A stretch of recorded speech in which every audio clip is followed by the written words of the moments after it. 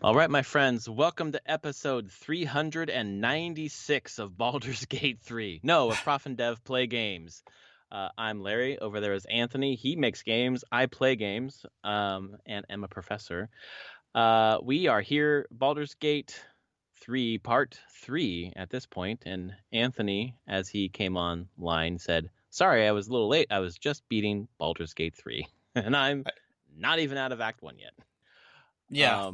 So I want to talk to you about this. Before I do, I want to read one review from Steam by someone named Sketz, who I really appreciate, and I think you'll probably appreciate this as well.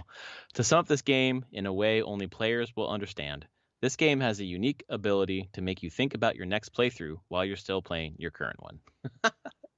Correct. Because Oh when we're my done God. recording tonight, I'm like, okay, time to jump back into character creation. I got another character I want to play, and boy, did I have to make some decisions through the last chunk of Act 3. Honestly, most of Act 3 had some pretty big decisions, where it's like, everything culminates, and there's big decisions, and you're like, well, I can't have it all, so I'll pick and choose, and I didn't really save Scum at all. There was a couple points where I was like, I don't know which direction I want to choose, and I don't really want to wait to play through the entire game again to choose another direction. So I'll put a save right here, just in case. Right. Mm-hmm. Because it's about 100... I beat it with 100 hours of playtime. Dang, almost exactly. Man. So cool. And that's kind of what they said about someone will play a full playthrough, probably in 100 hours, but there's really 200 hours more of content, or 200 hours or more of content. Yeah, I would agree. There are so many things I could have done differently. Man, so how do you feel? This is my playthrough. Then yeah, this is like your headcanon playthrough, right? Maybe? I don't know. On our Discord, we brought up the headcanon thing. I'm like, really, it's a story. Like, this is going to be interesting. Because in some ways, I'm like, there isn't really a canonical version of this game. There's so many only for the player. Yeah. iterations, and basically by Act 3, you've made thousands of decisions of all different sizes, and they're all have directed into a, this is your story. This is your playthrough. Yep.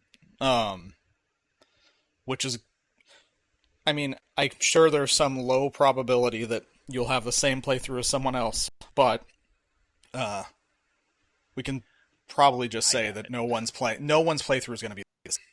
No, there's so many permutations at each branch, and there are so many branches. Like in the Discord I was talking about, and I'm wrestling with this.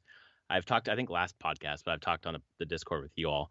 Lae'zel wasn't where she was supposed to be. She escaped because I took too long and I couldn't find her. I went back down to the place where the dragons and the Gith Yunki had come probably 10 hours ago, and I felt ready to go down there. And I cannot wait to talk about that fight. I barely got through it. But she was dead. She was dead before the whole thing started. Her team had killed her, and y'all talked in the Discord and made it make sense, where basically she had the parasite and they just wanted to kill her because of that. So now I'm stuck thinking, do I leave her dead? Is that my playthrough, or do I res her? Like, is there a reason to res her? I don't know, man. To have a companion. But I have so many. Or you can have her story end now. Yeah, exactly. That's kind of where I'm at, Like, does it end now? Is that just what my headcanon is for this playthrough? Like, do I save her for my evil playthrough? I don't know if she's an evil character. I thought she was. Maybe she's not, but she's complicated. I know her and Shadowheart don't get along, so I'm like, do I fuck that not up? at all, which is funny. Man. What a game. So just unload, man. Tell us. I want to hear. I don't want to spoil any of the end, but let's get the weird out of the way. Act 3, definitely the most unpolished. I didn't have any crazy bugs, but there was definitely a drop in quality for the third act. I bet patch 1 helped. The one that just came out helped a bunch. But there's still, like, you're like, there's some weird hiccups when transitioning to different, like, cinematics, in-game cinematics. Some weird camera stuff. Just, like, polished things that you'd see as much in the first 2 acts. So, that's unfortunate. It doesn't really lower my opinion of the game of just being like, Yeah, it's the third act. It's gotten the least amount of love, where the first act has clearly gotten the most. It was the thing in early access for 3 years. Yep. They could keep iterating on that with players giving feedback. So, I'll caveat that. So there's just some bugs there, not showstoppers. I had nothing that actually like broke my game, but just some oddities sometimes. The number one, it's not a hotfix, the whatever just came out, the update, patch 1. Number 1. Thank you. Patch 1 had like thousands of fixes. Patch 2, they said, is right around the corner, and that's the one that has a lot of the performance improvements. Okay. So I feel thankful that I'm so slow. By the time I get to Act 3, I imagine some of that will be fixed. But I wonder what you'll notice between this and a second playthrough, which I assume you already said you're going to do, but I imagine you'll get to Act 3 of Baldur's Gate 3 before I get to it the first time. We'll see. Yeah. We'll see how long. I want to play again, experiment with some stuff, but... Are you going to play like a custom character? You're not going to play an origin character? No, I want to do custom each time. Because I have the origins with me, and I'm playing their stories. Yeah. Some more than others. There's some that I want to do a second playthrough that kind of have them in my party more. And who did you play the least? The least in my party, I didn't have Gale in my party at all. I didn't have Will in my party at all. You don't have Gale or Will? Nope. Whoa, they're the ones that have the most. Nope. Wow. Didn't I never ventured with them. Interesting. I didn't have Halson in my party, because you can eventually get him as a party member.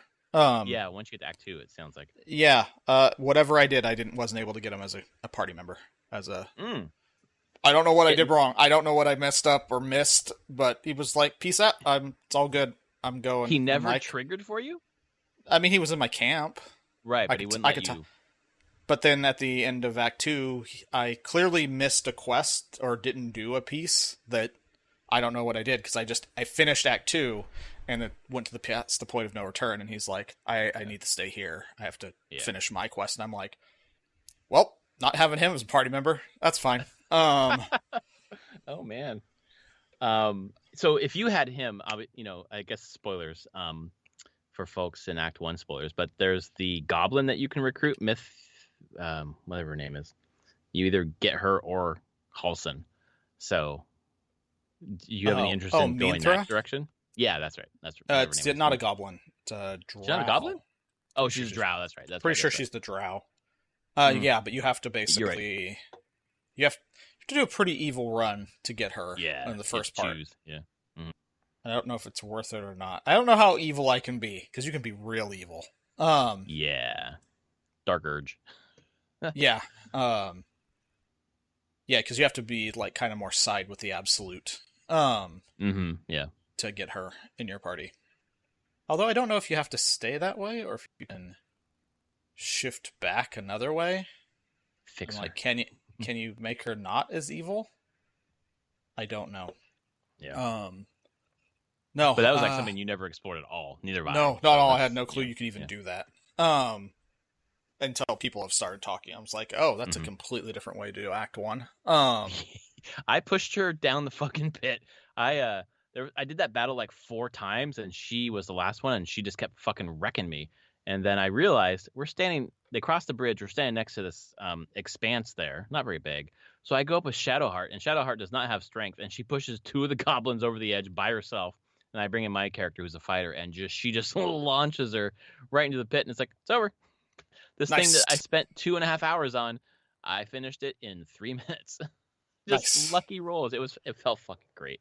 It always feels good. It's fun to do that. There's been a couple fights, especially as I was going on later, that were particularly hard, and I was like, okay, I can't. I was trying to brute force them. It's like, no, I have to actually I need to play a little smarter here. Yes, exactly.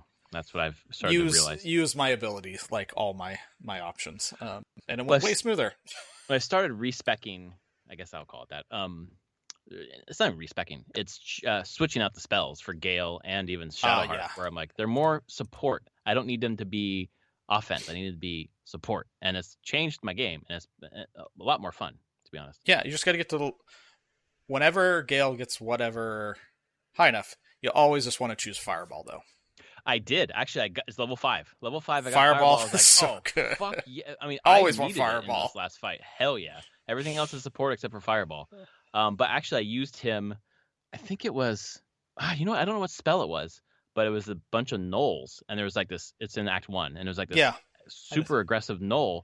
I turned him on his gnoll friends, and he just beat the shit out of all the other gnolls. And then I made him eat himself.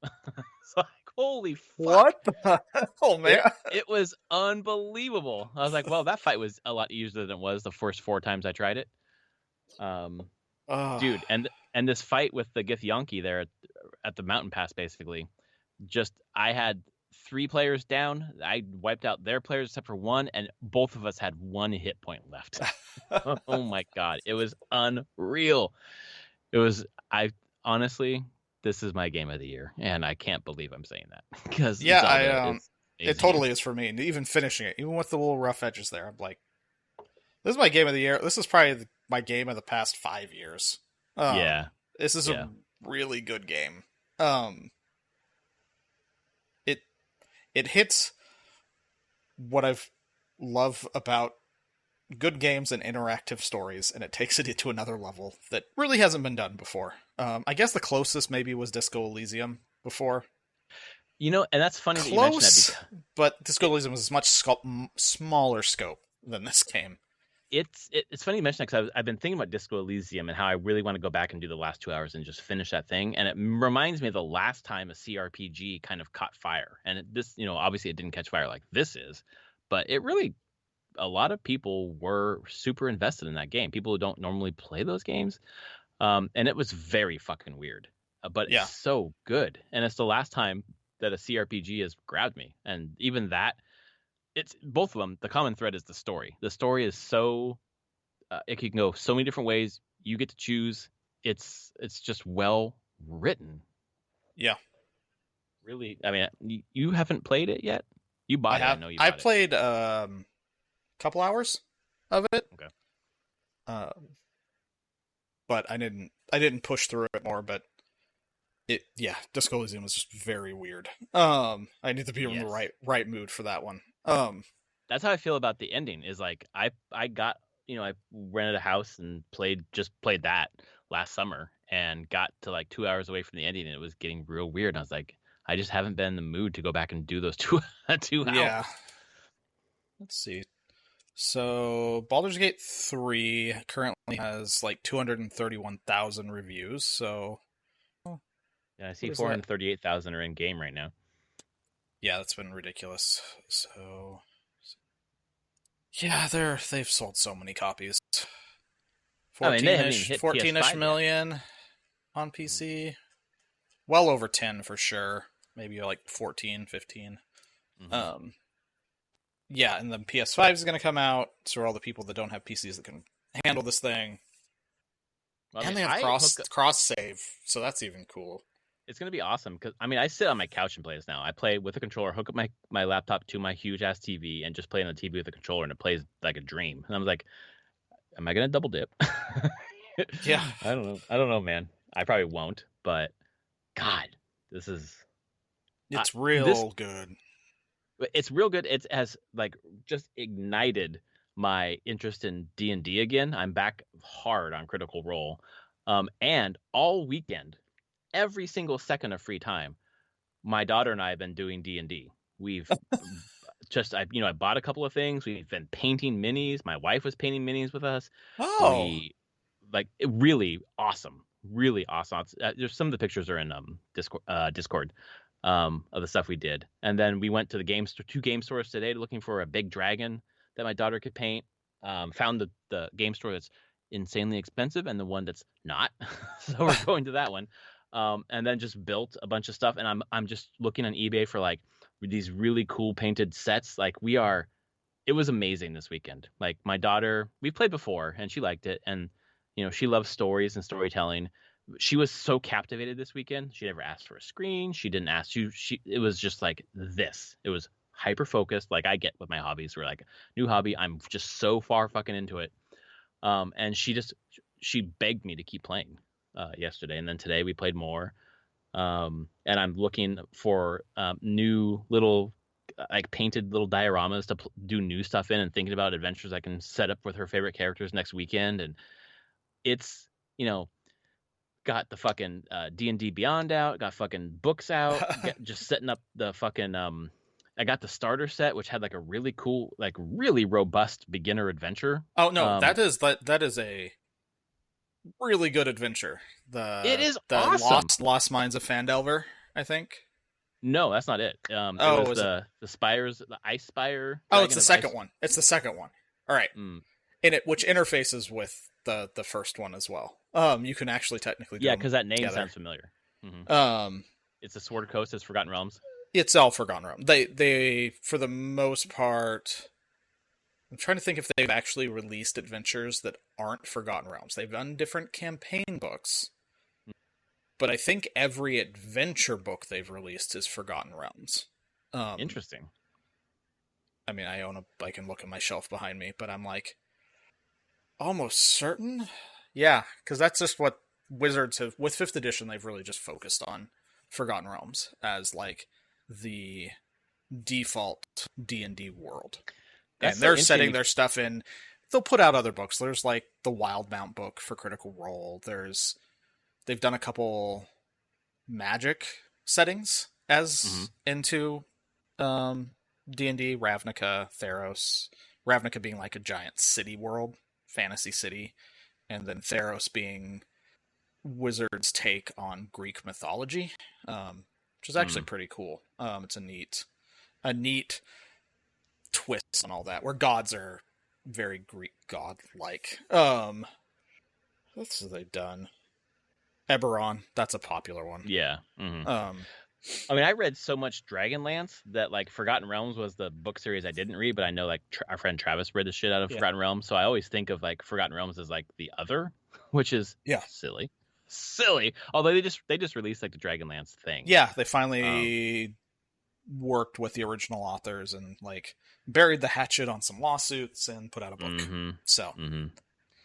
So Forgotten Realms is foreign to me. So now that I'm kind of like so into Baldur's Gate and looking around and trying to figure out what this is, I'm realizing there's a shit ton of Forgotten Realms stuff. And all the old game, Icewind Dale, Neverwinter Nights, everything else. That's all Forgotten Realms. So that's all Forgotten Realms. Forgotten Realms is probably the most well defined of the D&D settings. It has it's like the most long lived. It's like pretty sure almost every edition. I'm trying to think when it showed up. I don't know if 1st edition had Forgotten Realms stuff, but definitely 2nd edition, and then it's been the primary setting since then. Just the default. I'm surprised how much. Like, I was excited for Baldur's Gate 3. I didn't think I'd have time for it. Turns out I do. An hour and a half a night is perfectly fine. But it's ignited my love for D&D in a way that I was not expecting.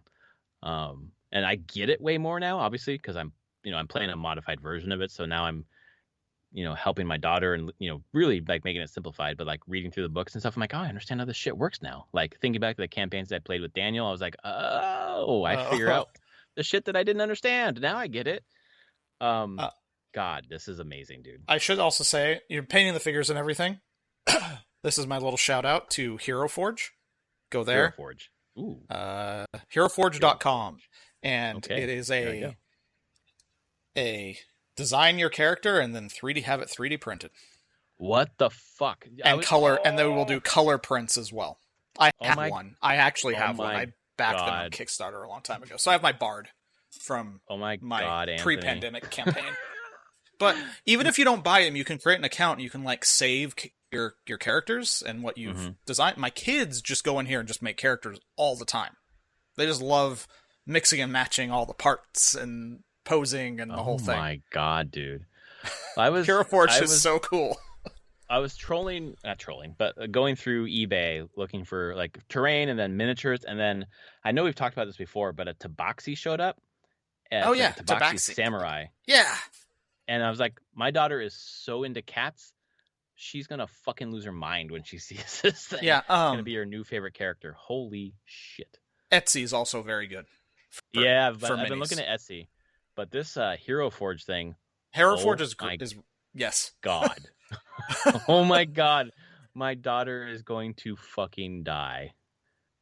It's just fun to use, even if you don't get stuff printed. You just like...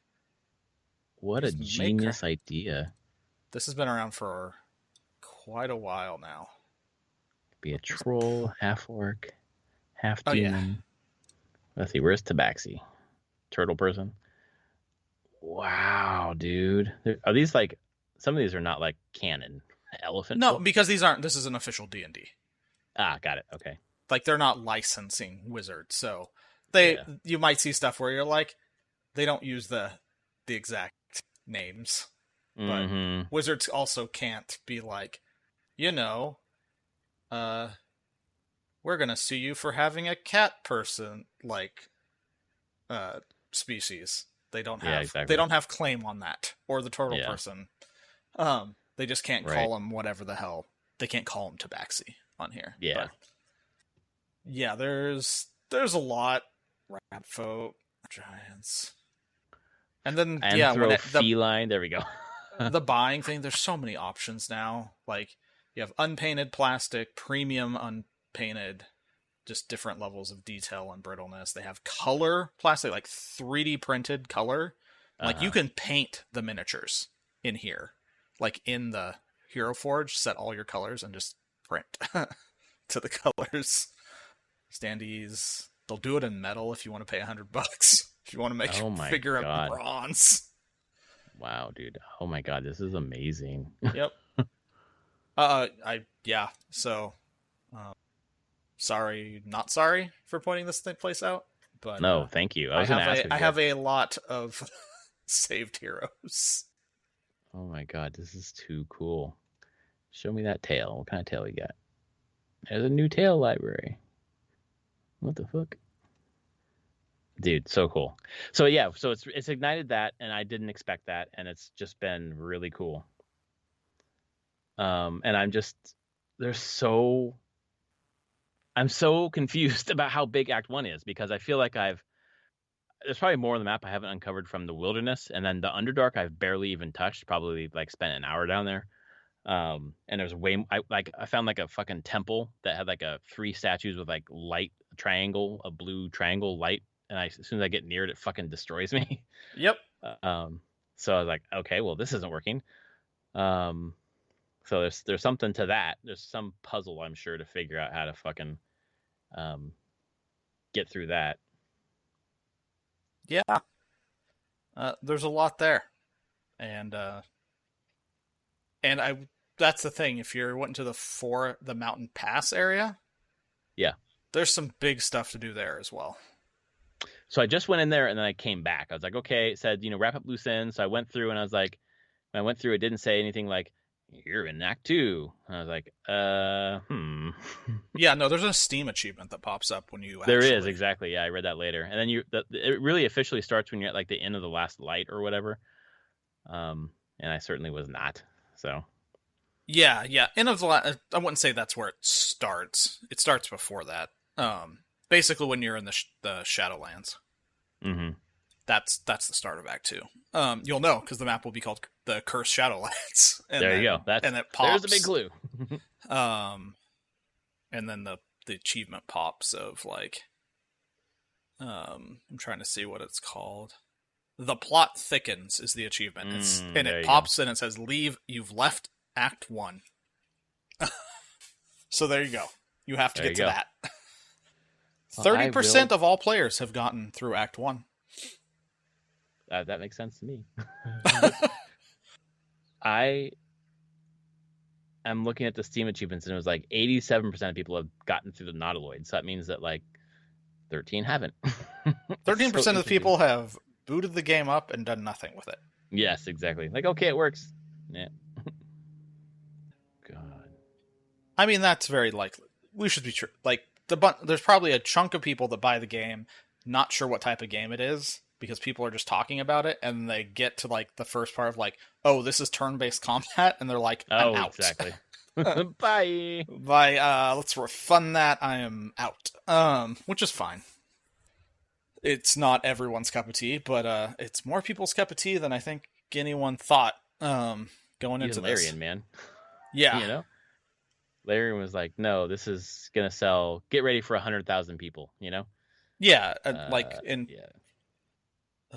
sitting at its peak today was 712,000. So, dang, that's still so high up there, man. So slowly declining, but not that fast. Yeah, not that much. I mean, to speak to that, Armored Core 6 just came out, and its peak was 147,000. Wow. Today. Which really, a FromSoft game post Elden Ring is crazy to me that it isn't, that we have Baldur's Gate 3 that is just so high. I kind of would have thought some of those would have been flipped a little bit. Yeah. But I guess not. I mean, the only thing beating Baldur's Gate 3 on Steam is CSGO. Dang. I mean, that's always like, I guess sometimes Dota 2 peaks above it, but not that Right. often. They're kind of neck and neck. That's crazy. Especially for, what week are we on? When did it release officially? 3rd? It was August 3rd, so we're on week 4, I think. Yeah. Let's see. Oh, this Thursday will be the 4th week. So yeah, we're in the middle. 1, 2, 3. Yeah. Yep. All right in the middle. Yeah, dude, I could just keep going on and on about all the stories that I've run into. And my main, I guess I'm curious because my main is my original character, and then I've got Will, Gale, and Shadowheart. That's kind of what I usually roll with. I'll flip in Asterion every once in a while, and I haven't had a chance to use a Druid yet, obviously. But like, who was your main? My custom character, who was Bard, Paladin Bard. Kind of did some respecking as I got higher level to be more Paladin, less Bard. Oh, sorry, more Bard, less Paladin. I was more Paladin early levels. That Asterion was always in my party through the entire playthrough. Oh, interesting. Okay. I needed a rogue. It was my rogue. Well, yeah, he's super. It's my rogue. Yes, totally. My edgelord vampire. So how was that with you're not playing an evil playthrough to manage It was fine. Yeah, okay. Yeah. I mean, make quips and stuff, and he's like, I don't think our relationship wasn't like, oh, he really likes you, but it was like, it's fine. Oh, and did you play a male or female origin? Female. Yeah, okay, me too. Asterion as rogue, Shadowheart cleric. And then I played with Karlach for a long time. Until roughly around the end of Act 2 to beginning of Act 3. There's another party member you can get. Yeah. And I had brought them in, but I respec them out of their class into monk. Interesting. And dropped Karlach for them. As my damage dealer. Like a monk would be great. Yeah. I kind of want to. That's one of the characters I kind of want to play from start. Is playing a monk. It could be a lot of fun. Yeah. But that was mostly who I kept. I had Lizelle in my party before I had Karlach. I had Lizelle because I just had her as just a big 2-handed weapon user fighter. Sure. Yeah, and like I said, never used Gale, never used Will, never got Halsin.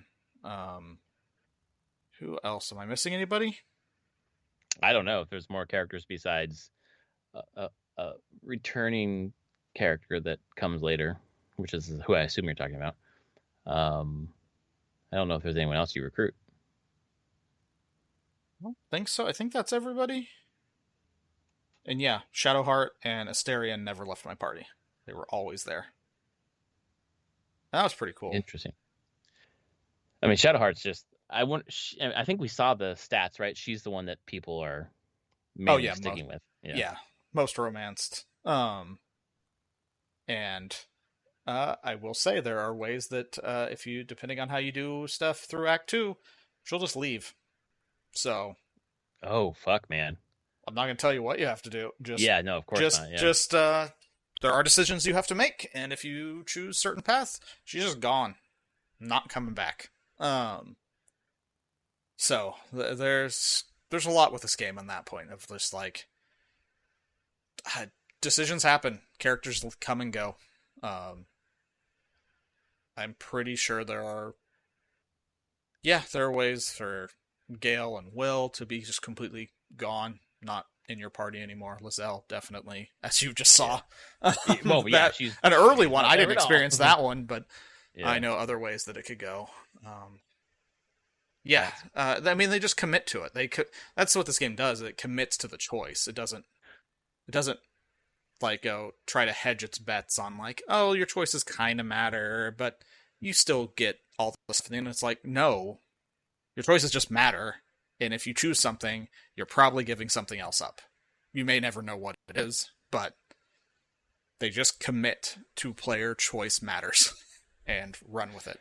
Far more than like never like the BioWare games ever did. Mass Effect or because it's KOTOR or Neverwinter Nights, any of that stuff. I feel like those games want you to get to the end with most of your or all of your party. Where this is like, we don't fucking care. Like you can rent hirelings to get to the end. Yeah.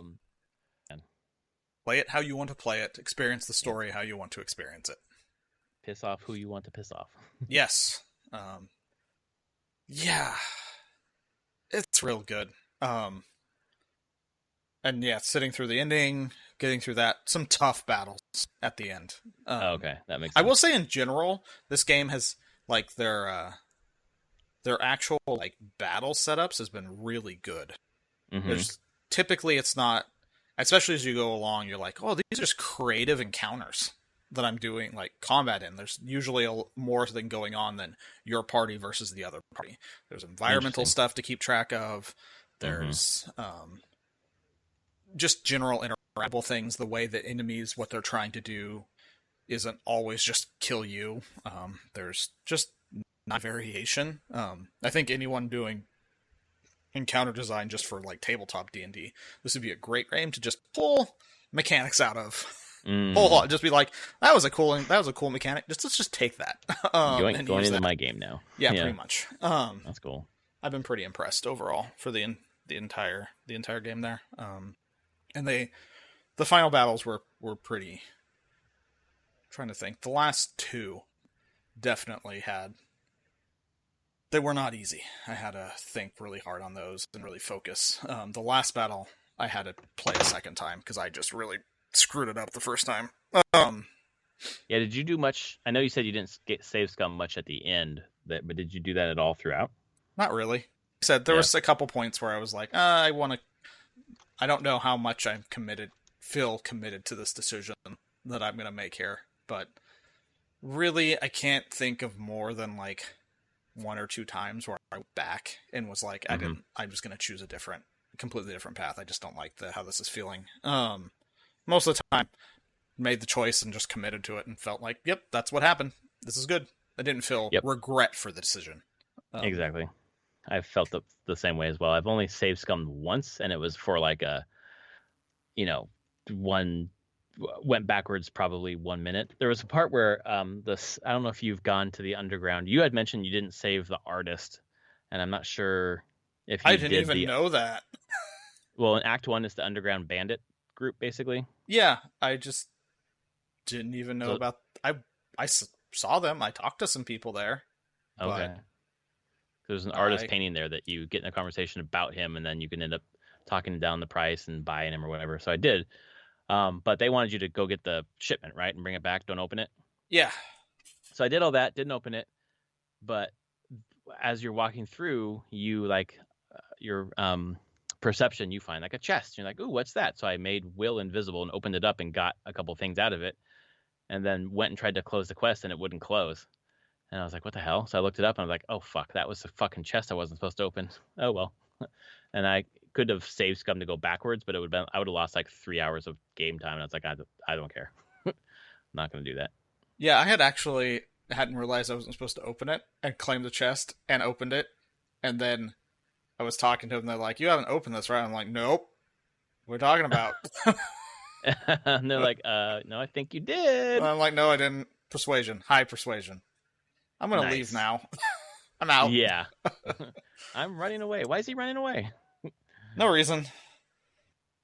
Man, That was the fun of good. playing a bard. Yeah, I think that's probably what I want to play next time because it's so different from what I'm playing right now. Yeah. You just have very high charisma. Just talk your way out of almost everything. It was a ton of fun. I like that where it's not just combat. Even in the game that we were playing, my daughter was fighting orcs and she tried to persuade one to join her team, and it failed the first time, and then she defeated the other orc and then asked again, and that time the orc was like, "Yes, please." I don't want to die. It's okay. Yes, exactly. And it was cool to see her, think about a different way to end it besides just doing straight combat, Yeah. So. Yeah. But anyway, it's too good. You're gonna load up another one tonight, or you're gonna wait a little bit?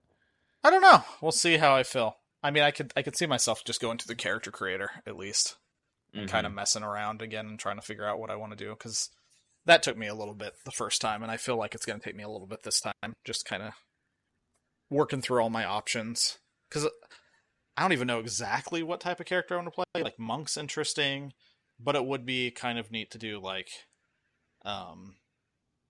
sorcerer could be interesting because there's no origin character sorcerers. Right. Yeah, because it's a wizard. It's Will, or not Will. Yeah, Gale. They do that. And there's a part of me that would be interested in doing a cleric and not using Shadowheart. But just let Shadowheart die. Sure, I'm just the cleric now. Definitely change. Seemed like it would change the playthrough. It would. So I don't know. There's just a lot of options. Druid myself could be fun. Well, especially since you didn't get a chance to even play the druid. I know. That could be fun. There's just a lot of options. So I'll mess around, and then I can get back to Act 1 and be like, what do I do? What was Act 1 again? What are all these little things? Oh man, the things that you missed. Yeah. It's real cool though. I'm just shocked that this game, a game of this quality, of this type, exists now. Man, and Starfield comes out, and when can people start playing Starfield? 31st? The first. The 31st is when reviews come out. Okay. Oh wow. Yeah, because it's the first is when you can play if you buy it, and then the 6th maybe is when you can play Game Pass. Game Pass. Yeah. And I don't know if this game's gonna do any favors for Starfield. I think I keep thinking about that, and I feel like the only saving grace is one's fantasy and one's sci-fi, and maybe that difference among the other differences. Like some people just don't like fantasy, so maybe it's sci-fi. Like this is great, and it's sci-fi. Yes, maybe that'll carry it. I feel bad for that, although I know they put their all into it, and I'm sure it's what they want it to be. But dang, Yeah, it's just unfortunate. They're going to be compared to Baldur's Gate directly. Oh, without a doubt. Yeah. Which is going to be rough. Not rough. It just their expectations are very high. And now it's seeing if Bethesda can. My only worry with Starfield is it's this massive, huge thing. It's just going to be empty in a lot of ways, or very repetitive and samey. Because that's the thing about Baldur's Gate 3. It's a big game, but I never felt like there was a lot of repetition in it. Like I never got real bored with the game. It always had new things. The way it was presenting things pretty much constantly changed up. Yeah, I don't feel like we're being told to do the same thing over and over again at all. No. I mean, you do the same basic like core activities while you're doing stuff. You're lock picking and you're trap finding and like the normal like I've entered a new space. Let me check it out real quickly. Like, but the actual like goals and how you're approaching it is pretty unique each time. And that's where I said like the encounters tend to always be set up in interesting ways. So it's not. There's always kind of little twists here and there beyond just like, I have to defeat the enemies, but they have weird abilities I have to work around now. Terrain is weird here. Things like that. Verticality. A lot of verticality type stuff. Which is very helpful. I mean, that makes it why I kind of want to play it again, because there's just so many ways I can approach the combat in the game. So I don't know. I'm very excited. I'm excited for you to get further into it. Me too. You're in. I wouldn't say it's a bad part. You've freed the grove, and now you're progressing to what the bigger part. Like the story is getting bigger. You have the quest from Moonrise Tower. Yeah. Yep. Yeah, that takes a bit. Man, there's some neat stuff in Act 2, though. Creepy is what I hear. It is like the very spooky part. creepy. It is very creepy. There's a lot of creepiness to it. Oh, there was one point where I completely reloaded a save. Oh, really? That was in Act 2. How do I put this? There's a part in, you know about the inn in Act 2, right? Yeah. Like the safer. I got there. That was great. Triggered an event that will happen there. And I didn't, through a weird result of a spell being cast earlier, not by me, by another character, tripped up the NPC that needed to be protected, and they were killed while they were down. Oh. And they were taken by the big bad of the act away. But they were the ones kind of protecting the inn.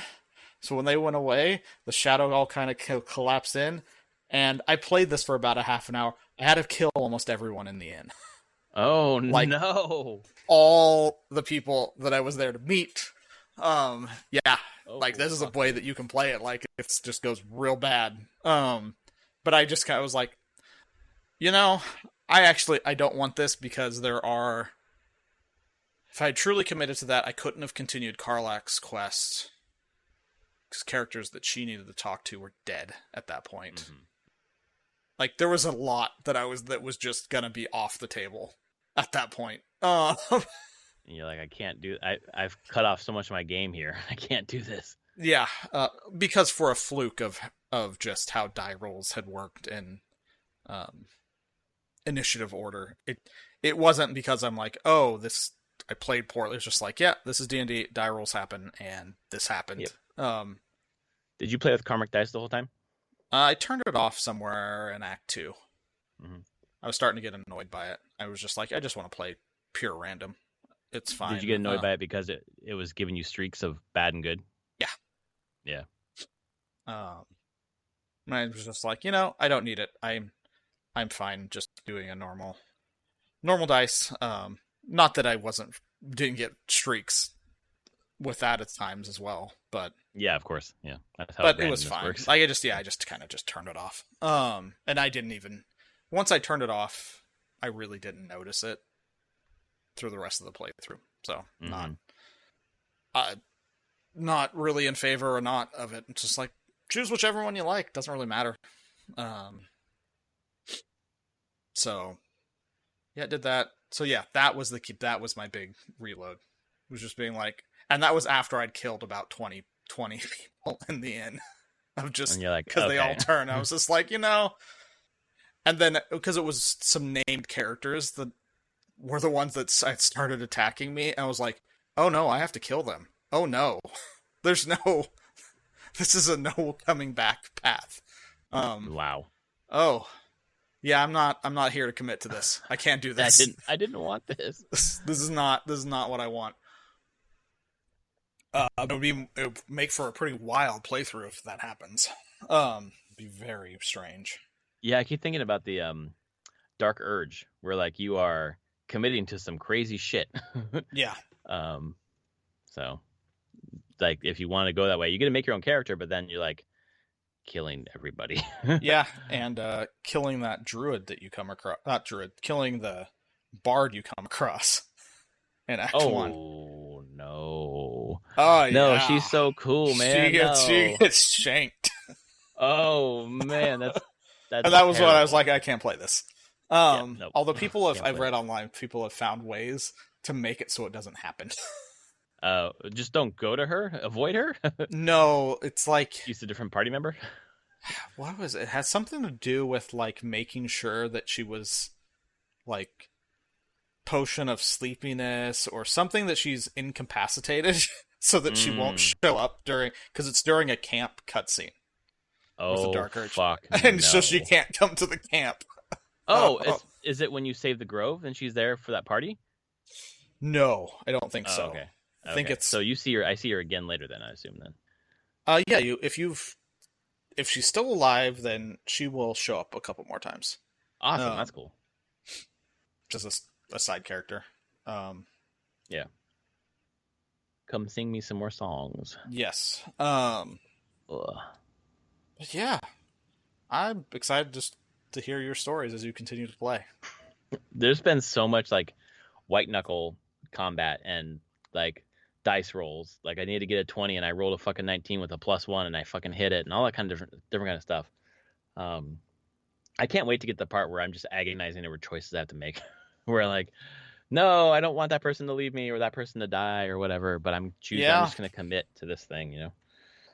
Like Lae'zel, sorry, you're dead. Yeah, that sucks, but that's how it goes. Oof. Awesome. Well, maybe we should end so we can get back and play some more. That sounds like a fine idea. Real quick, one more thing I played with my daughter was Stray. I played it last year. And my friend Chris is playing with his kids. And he said, you should play with your kid. And I was like, oh, that's a good idea. Went to play it. It's not in the collection anymore. So I actually bought it. So yay for them. Good job. And we're playing through and she's loving it. And I'm realizing this is the first time she's experienced a sci-fi story. Everything we've ever experienced has been fantasy. And she's like, who are these robots? And where'd the humans go? And blah, blah, blah. But she loves cats too. So the main character is a cat and she's just in love with it. And she's like, just and you can make the cat do cat things. It can meow, it can scratch, it can sleep. Yep. She just keep hitting the meow button the whole time. Yep. But she's so invested in finding out what happened to like the world and the humans and like what? The ceiling's not the sky? Those are not stars? There's a world above this world? Like I want to go there. I was like, yeah, this is sci-fi. This is very different than what you've experienced with me so far. Because everything's been fantasy. So yeah, we're enjoying that. And that's all I have. All right. All right, everyone, thanks for listening. This was episode 396 of Prof and Dev Play Games. We shall be back next week. I'll have more Baldur's Gate 3 stories. Anthony will play a new game. Maybe just only have Baldur's Gate 3 stories. Yeah. We'll see. Maybe it'll be part 4 next week. We'll see, folks. Yeah. Please rate us on your podcast service of choice. Tell a friend, and we'll see you next week. Later, everyone.